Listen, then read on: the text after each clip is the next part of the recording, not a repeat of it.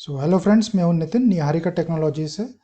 आज के सेशन में हम ये देखेंगे कि टैली ERP9 जो पुराना वर्जन है और प्राइम जो नया वर्जन है, दोनों में क्या फ़र्क है और टैली ERP9 से हमें प्राइम करना चाहिए या नहीं चाहिए। आइए शुरू करते हैं। तो ये आप दो स्क्रीन देख रहे हैं, ये हमारी ERP9 पुरानी स्क्रीन है और ये नई प्राइम की हमारी स्क्रीन है। तो दोनों में जो फ़र्क है अभी आपको दिखाई दे रहा है कि कलर का थोड़ा बहुत फ़र्क है। बाकी आप देख रहे हैं कि लगभग वर्किंग आपको सेम ही दिखाई दे रही होगी, समझ में आ रही होगी। और यहाँ पे लाइसेंस इन्फॉर्मेशन यहाँ पे मिलती थी और लाइसेंस इन्फॉर्मेशन यहाँ पे हाइड हो गई है। आइए देखते हैं कि और क्या मेजर फंडामेंटल चेंजेस आए जिनकी वजह से प्राइम लाना पड़ा या प्राइम की हमें ज़रूरत है या नहीं।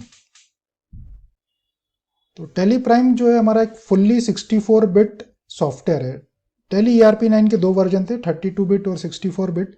अब आप पूछेंगे कि 32 बिट क्या होता है, 64 बिट क्या होता है। तो इसका मोटा मोटा मतलब हम ये समझ सकते हैं कि पहले मोबाइल में 2G की टेक्नोलॉजी थी या 4G की टेक्नोलॉजी है, तो ये 64 बिट है। अभी जितने भी ऑपरेटिंग सिस्टम आ रहे हैं, जैसे कि विंडोज़ 10 आ रहा है, तो वो 64 बिट ही आ रहा है। विंडोज 7 एक ऐसा ऑपरेटिंग सिस्टम था जिसमें कि दो ऑप्शन थे, 32 बिट एंड 64 बिट। तो हमारा ये सॉफ्टवेयर ओनली 64 बिट है। अगर आपके पास विंडोज 7 का 32 बिट ऑपरेटिंग सिस्टम है तो उसमें आप प्राइम इंस्टॉल नहीं कर पाएंगे। अगर आप 32 बिट ऑपरेटिंग सिस्टम इस वक्त आप चलाते हैं और 32 बिट सॉफ्टवेयर आप चलाते हैं तो आपका डाटा हर वक्त रिस्क पे रहता है। 64 बिट ज़्यादा सिक्योर्ड है। अब जो मेजर चेंज आया है प्राइम में वो है ई इनवॉइसिंग का फंक्शन आपको फ्री ऑफ कॉस्ट मिल रहा है। ई इनवॉइसिंग यानी कि इनवॉइस में QR कोड लग जाता है और QR कोड कई जगह आजकल कंपलसरी हो गया है। तो ये QR कोड कहाँ से लगता है, हमें ई इनवॉइस कैसे जनरेट होता है, ई इनवॉइस के पोर्टल से। टैली में, टैली प्राइम में जब हम इनवॉइस क्रिएट करते हैं तो उसमें हमें एक ऑप्शन मिल जाएगा कि आपको ई इनवॉइस जनरेट करना है या नहीं। आप उस ऑप्शन को यस करेंगे और आपका जो इनवॉइस है उसमें पूरी डिटेल सही भरी होगी यानी कि पिन कोड वगैरह सही होंगे और GST नंबर वगैरह अगर आपका सही होगा तो वो टैली प्राइम आपसे यूज़र ID पासवर्ड पूछेगा ई इनवॉइस पोर्टल का। और जैसे ही हम वो यूज़र ID पासवर्ड डालेंगे, हमारा जो टैली प्राइम में जो इनवॉइस का डाटा है वो ई इनवॉइस पोर्टल पे चले जाएगा और वहाँ से आपको QR कोड जनरेट होकर हमारे प्राइम में लग जाएगा। तो ये पूरा का पूरा ऑटोमेटिक प्रोसेस है, काफ़ी फास्ट प्रोसेस है। हमें दो बार एंट्री नहीं करनी पड़ेगी, ई इनवॉइस में जाके अलग से एंट्री नहीं करनी पड़ेगी, यहीं से हमारा काम हो जाएगा। तो देखते हैं कैसे होता है ये। तो ये मेरे टैली प्राइम की विंडो है और यहाँ पे फीचर्स है, F11 फीचर्स है और यहाँ पे हमारा GST का ऑप्शन है, एंटर करेंगे तो बस ये ऑप्शन आपको अलग से हमें मिल रहा है, ई इनवॉइस अप्लीकेबल। ठीक है, ई वे बिल अप्लीकेबल भी, ई वे बिल का भी ऑप्शन है और ई इनवॉइस का भी ऑप्शन। तो ई वे बिल या ई इनवॉइस के ऑप्शन को हमें चाहिए तो हमें इसको यस करना है और यस करके हम इसको सेव कर देंगे। और जैसे ही हम सेव करेंगे हमारे जो इनवॉइस है वहाँ पे ये ई इनवॉइस का ऑप्शन लग के आ जाएगा। तो ये मेरी एक इनवॉइस है जो मैंने बनाई है और यहाँ पे ये हमें ऑप्शन मिल रहा है, हमें provide E way bill E invoice detail, इसको हमें यस करना है। यस करते ही वो डिटेल एडिशनल पूछेगा और इसके बाद वो सीधे हमें ई इनवॉइस के पोर्टल पे ले जाएगा। इसको हम यस करेंगे, यस करते ही पूछेगा do you want to generate e invoice, मैं इसको यस बोल दूंगा। यस बोलूँगा तो मेरे से पूछेगा यूज़र नेम एंड पासवर्ड। अब आप पूछेंगे कि ये यूज़र नेम पासवर्ड क्या होता है। ये यूज़र नेम पासवर्ड हमारा ई इनवॉइस के पोर्टल पे क्रिएट किया हुआ यूज़र नेम एंड पासवर्ड होता है। तो बस यही एक कॉम्प्लेक्सिटी है जो इसमें हमें करनी है। तो यूज़र नेम और पासवर्ड कैसे बनाना है इसकी लिंक मैंने डिस्क्रिप्शन में दे रखी है कि ई इनवॉइस के पोर्टल पे यूज़र नेम पासवर्ड कैसे हमें बनाना है। बस इतने से हमें काम करना है और QR कोड हमारे इनवॉइस में लग जाएगा। तो ये टोटली फ्री ऑफ कॉस्ट है। इसके दो वीडियोस मैंने बनाए तो दोनों के लिंक मैंने नीचे दे रखे हैं। अब दूसरा ऑप्शन जो इसमें, जैसा मैंने आपको दिखाई दिया था कि ई वे बिल भी इसमें आपको फ्री ऑफ कॉस्ट मिल रहा है, जैसे ई इनवॉइस जनरेट होता है वैसे ई वे बिल भी हमारा 1 क्लिक में जनरेट हो जाएगा। तो ये हमें फ्री ऑफ कॉस्ट हमें मिल रहा है। अब एक बिल्कुल एक नई चीज़ है, सेव्ड व्यू। ठीक है, यानी कि जैसे कि हम कॉलम और रिपोर्ट निकालते हैं या कॉन्फ़िगरेशन करते हैं, कोई भी रिपोर्ट निकालते हैं उसको कॉन्फ़िगरेशन करते हैं और हम उसका प्रिंट आउट निकालते हैं या हम उसको एक्सपोर्ट करते हैं, तो हम चाहते हैं कि बार बार हमें कॉन्फ़िगरेशन नहीं करना पड़े, तो उसके लिए हमें सेव्ड व्यू मिला है। तो आइए देखते हैं इसको हम कैसे करेंगे। तो ये मैंने सेल्स रजिस्टर अपना टेली प्राइम में ओपन किया हुआ है। मैं इसको कॉलम और रिपोर्ट ओपन कर देता हूँ। इसमें हम एक लेजर ले लेते हैं CGST का, ठीक है। फिर से हम दूसरा एक और लेजर ले लेते हैं SGST का, और तीसरा हम एक और लेजर ले लेते हैं IGST का। तो ये 3 लेजर है, या जो भी आपको ऑप्शन चाहिए उसको हम यस कर देंगे। इसको हम कॉलम और रिपोर्ट हम जनरेट कर देते हैं। अब ये रिपोर्ट मुझे ऐसा लगता है कि बार बार क्यों मुझे F8 दबाना पड़े, तो हमारे पास एक ऑप्शन हमें मिल रहा है ये सेव्ड व्यू करके, ठीक है। तो ये कॉन्फ़िगरेशन मेरे सेव हो जाएंगे। इसको एंटर मार दूंगा, ठीक है। इसमें और भी चीज़ें हैं जो हम कर सकते हैं, बट अभी मैंने इसको सेव कर दिया। अब सिंपल मैंने सेव कर दिया। अब मैं बाहर आ जाता हूँ। अब मुझे यहाँ पे ये सेव्ड व्यू में मुझे मिल जाएगा।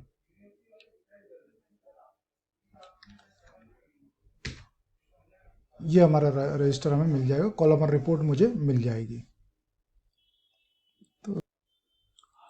तो ऐसे हम कितने भी व्यूज़ बना सकते हैं। तो जो भी व्यूज़ बनाएंगे हमारे पास यहाँ पे ये गो टू करके ऑप्शन है, यहाँ पे हमें मिलते चले जाएंगे।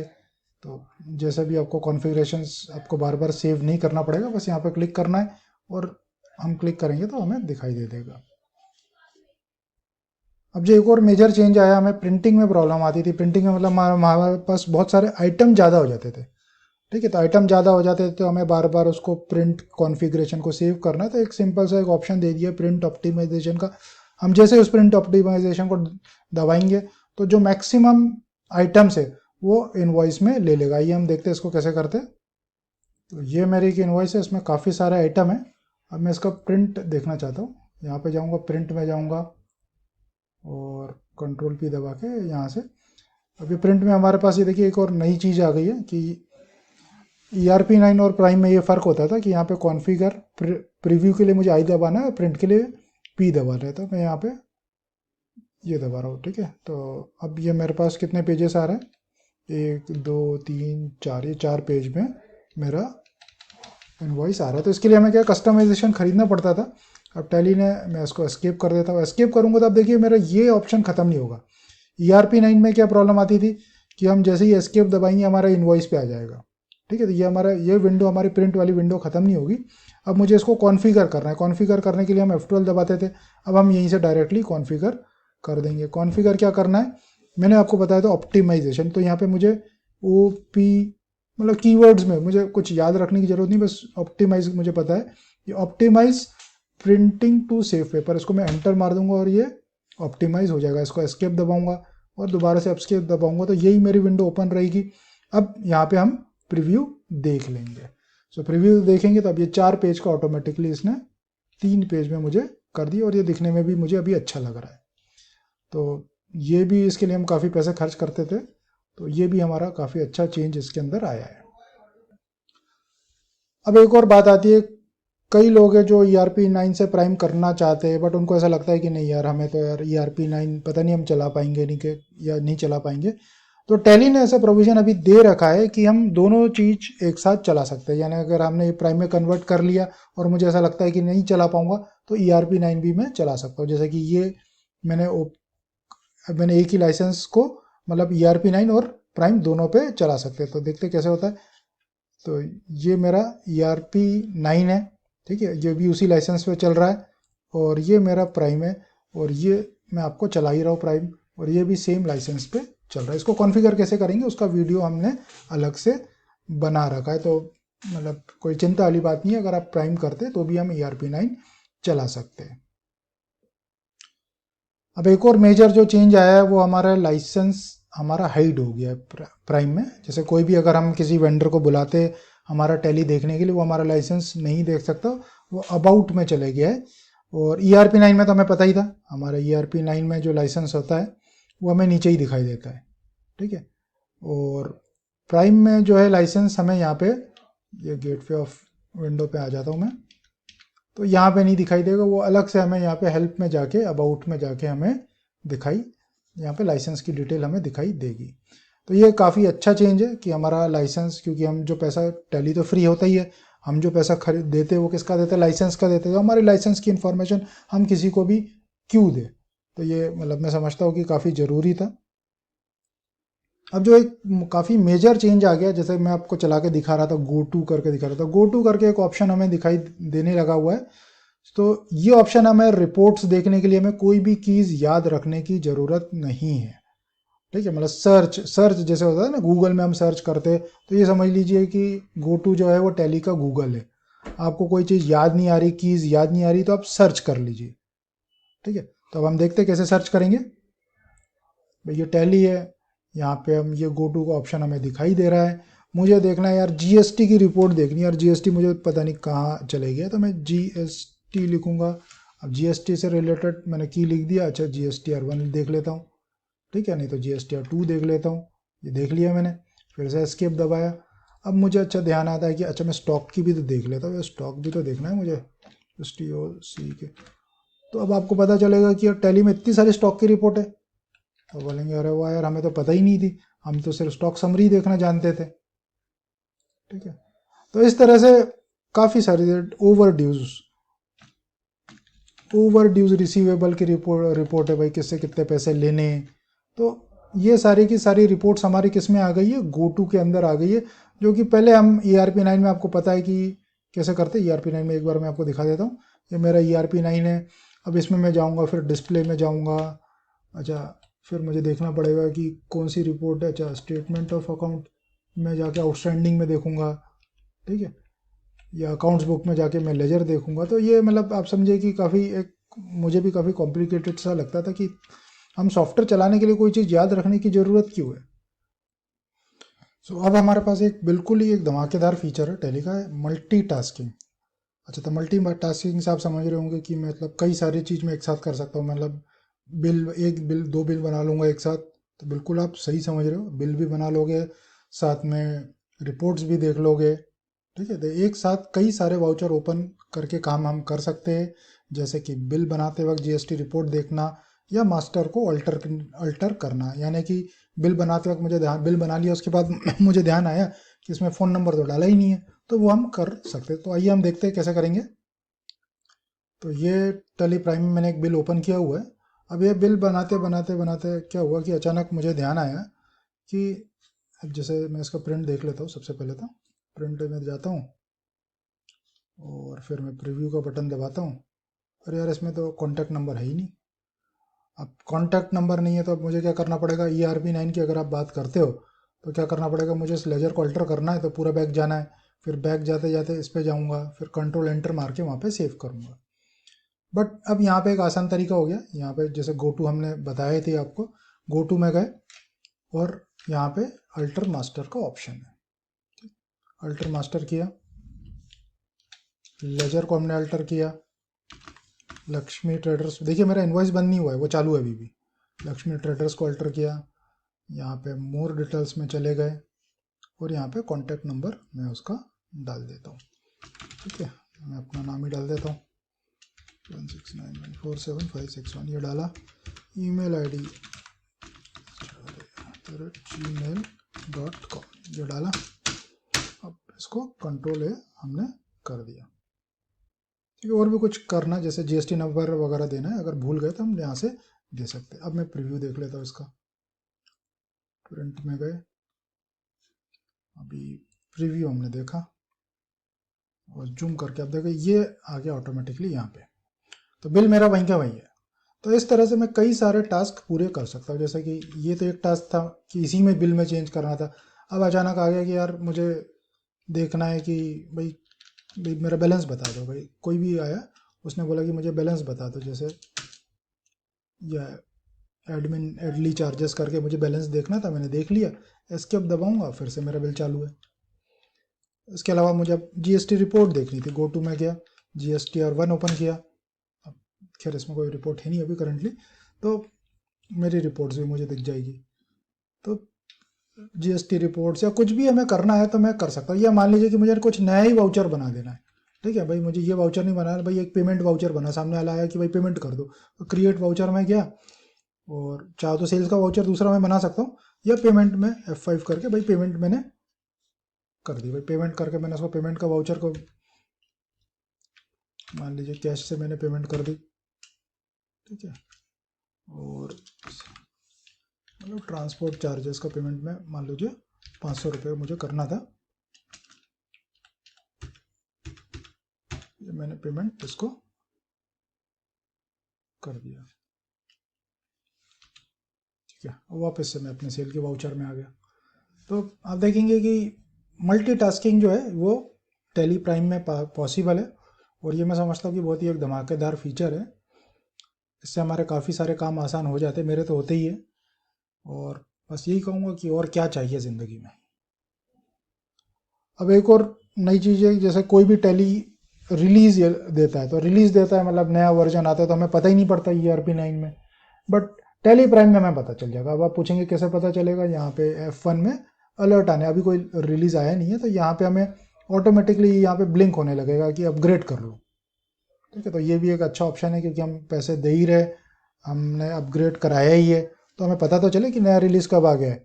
नॉर्मली मेल पे भेज देते, बट मेल पे आपको भी पता है कि कितने लोग पढ़ते हैं, सॉफ्टवेयर में आना चाहिए अलर्ट, तो वो आ गया है।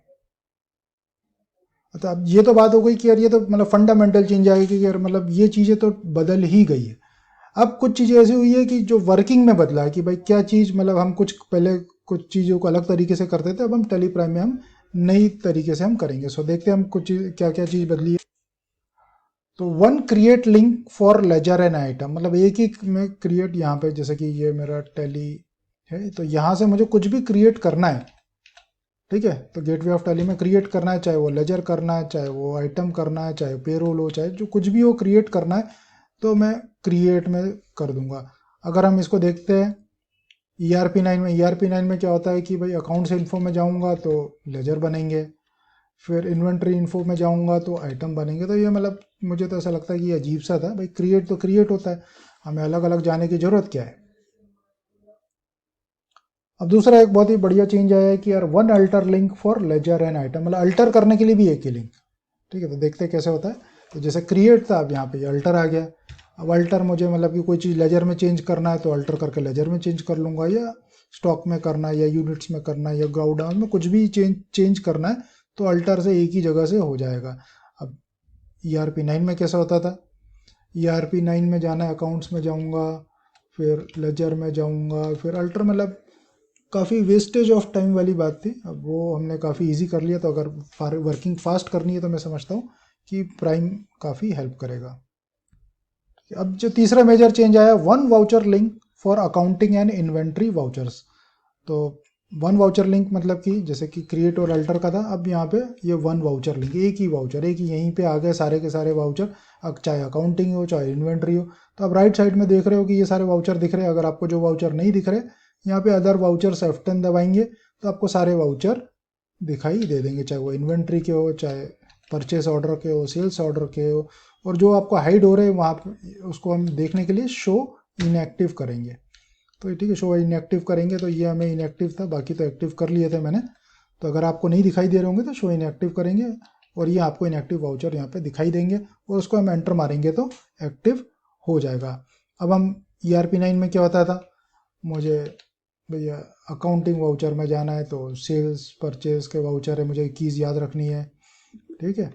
फिर इन्वेंट्री वाउचर्स में जाना है तो उसके लिए अलग है, फिर ऑर्डर वाउचर्स में जाना है तो उसके लिए अलग है। तो ये मेरा ख्याल से अननेसेसरी वेस्टेज ऑफ टाइम था, तो यहाँ पे भी हमने टाइम की बचत करी है।